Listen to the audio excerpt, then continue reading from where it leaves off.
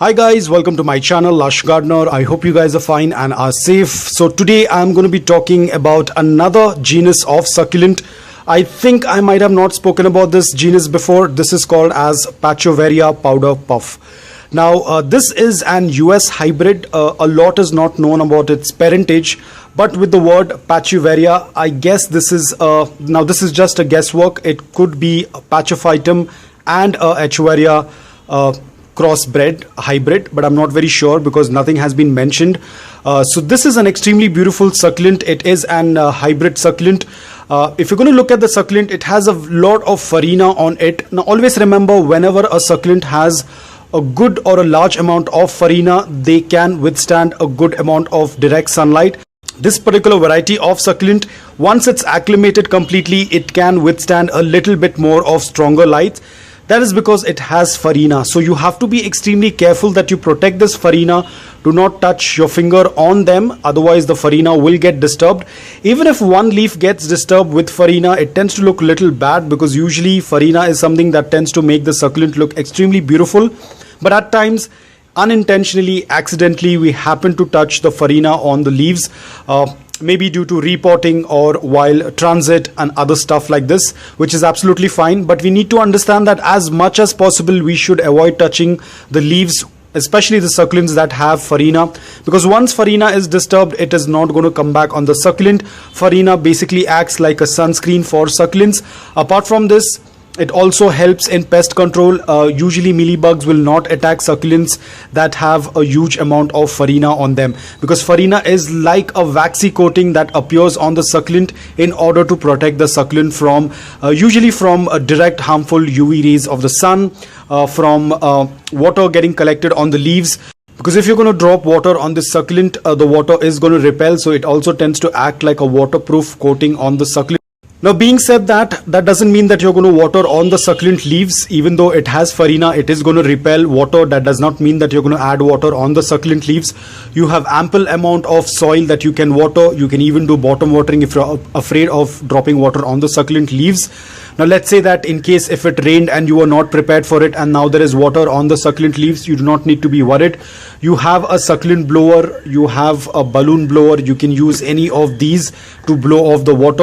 But do get rid of the water from the succulent leaves, especially if you are from a very warm and humid environment. It is not a very good idea to leave water on your succulent leaves. I know a lot of people you might have seen on Instagram, on Facebook, on YouTube, wherein they just take a pipe, a garden hose, and they start watering on the succulent leaves.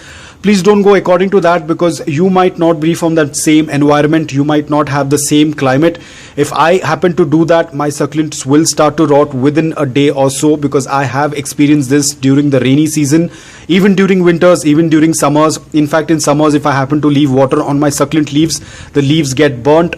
During monsoon season, if I let the succulent out in the rain and there are water droplets, very next day or probably after 2 days, the succulent gets a crown rot. Because this completely depends upon your environment. You cannot go according to what people are showing you on the internet. A lot of people take a garden hose and start spraying all the water over the succulent, and they just say that they're done with watering. Please don't follow it, because you need to understand the person who's showing you this is from a very different environment. Probably the person is from a very dry and cool environment, whereas you are from a very warm and humid environment. It is not going to work out really well for you. Now these things, I'm just saying it out of experience, because I have done these things earlier. I regret it big time. I have killed my succulents because of that reason. So I have stopped completely doing that. The moment I see that even a small little tiny drop of water ends up on the leaves, I take my balloon blower and blow off all of the water from the leaves, because that's more important. It will just take you a couple of seconds to blow off that water rather than having a crown rot. And remember, crown rot is not a very good option for your succulents. Your succulent is going to immediately rot off. You cannot even propagate leaves of a crown rotted succulent. So now coming back to this succulent, this is Pachoveria powder puff. It's an extremely easy to grow succulent. I'm putting it in level easy, because only thing you have to do is give the basic care requirements, and then the succulent is going to do absolutely fine. Now the basic care requirements is the soil. The soil has to be loose, porous, well draining. Keep a very minimum amount of nutrients in the soil. Do not overload it with fertilizers. It will go dormant during the summers, so please do not add any fertilizers during the summers. Winter is its growing period, so during winters, if you are a person who tends to add fertilizers, you can go for a liquid based fertilizer, always reduce the strength of the fertilizer, then dilute it in a liter of water and add it to your succulents. Please do not use fertilizers directly on dry soil. It will harm your succulent, it will burn your succulent. The soil always has to be wet whenever you apply any kind of fertilizers to your succulents. Apart from that, watering, I would suggest wait for the soil to be completely bone dry and then go ahead and water it.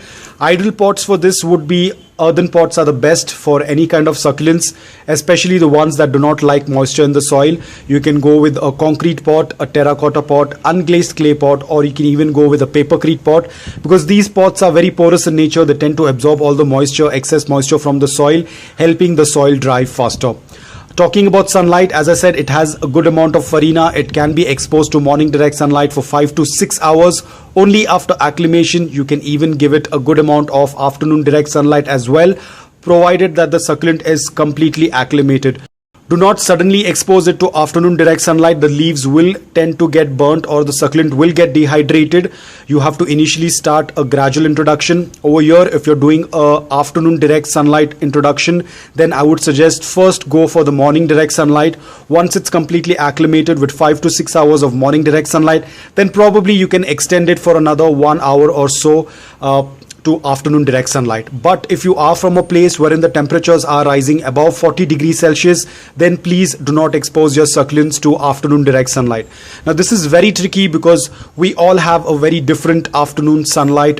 For some people, the temperatures do not even go above 25 degrees Celsius even during summers. For me, it's not a very big deal because my temperatures are between 34 to 35 in peak summers. For some people, summers are around 40 degrees Celsius, so that's going to work out really bad if you're going to put your succulents out in afternoon direct sunlight. It might not burn the leaves of this succulent, but it will definitely dehydrate the succulent a lot, so you do not want to do that. Apart from that, let's say that you're going to use a plastic pot or you're going to use a ceramic pot and you're going to keep your succulent out in afternoon direct sunlight. Forget about the succulent. The pot itself will start getting heated because of the afternoon sunlight, so you have to be extremely careful. The best option what I can give you, because I said you can keep it in afternoon sunlight, but it's not necessary that you have to keep it. You can either give it morning direct sunlight for 5 to 6 hours. That's going to be good enough. You can even keep it in indirect bright light. But as you know, if you're going to keep it in indirect bright light, you're not going to get that beautiful color. This succulent turns very blue in color with a lot of pink edges. As you can see over here, the colors are very minimum right now. There are these pink edges. The entire succulent is going to have this chalky farina with very pastel blue color, and then it's going to have a lot of pink tips and pink edges as and when it gets exposed to morning direct sunlight for 5 to 6 hours. But always remember, whenever you're exposing your succulents to any kind of direct sunlight, the succulent has to be acclimated. You can definitely grow this succulent indoor provided you have a good quality of grow light, otherwise the succulent will start to stretch.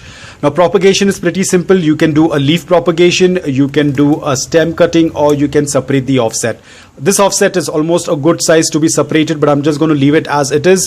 So you can either do a stem cutting, beheading, leaf propagation, or separating of the offsets once they reach a decent size.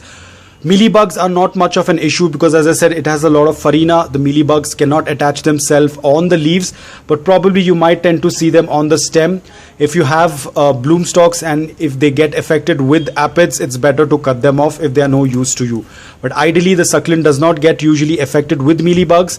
Probably if you have too much of nutrients in the soil, or if there is a lot of organic matter in the soil, then pest, mold, fungus would be a regular thing for you. So guys, I hope that this video was helpful to you. If it was, please hit the like button. If you're new to my channel, please consider subscribing to it. Until then, take care, stay safe, and keep propagating.